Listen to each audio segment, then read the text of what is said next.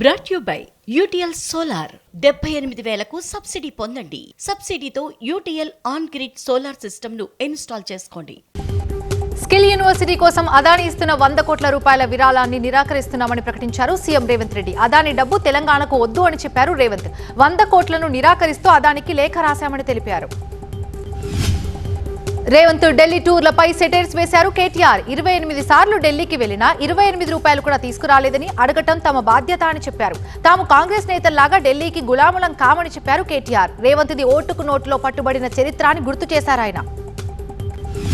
విద్యుత్ శాఖపై సీఎం చంద్రబాబు సమీక్ష నిర్వహించారు. అమెరికా అదాని వ్యవహారం నేపథ్యంలో గత ప్రభుత్వ ఒప్పందాలపై రివ్యూ చేశారు ఆయన.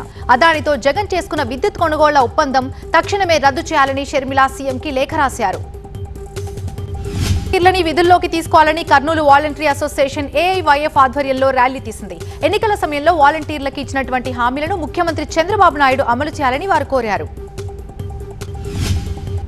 బంగాళాఖాతంలో అల్పపీడనం వాయుగుండంగా మారింది. మరో 24 గంటల్లో తీవ్ర వాయుగుండంగా మారే అవకాశం ఉంది. దీని ప్రభావంతో ఏపీలోని పలు జిల్లాల్లో భారీ వర్షాలు కురవచ్చు. పోర్టుల్లో 1వ నెంబర్ ప్రమాద హెచ్చరిక జారీ చేశారు.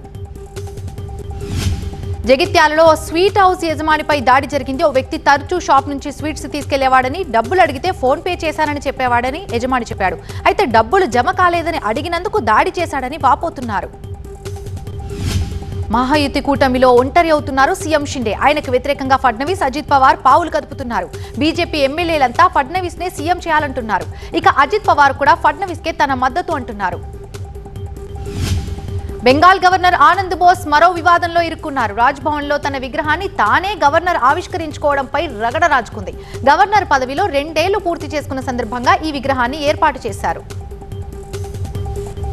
Brought you by UTL solar 78,000కు సబ్సిడీ పొందండి. సబ్సిడీతో UTL on grid solar system ను ఇన్స్టాల్ చేసుకోండి.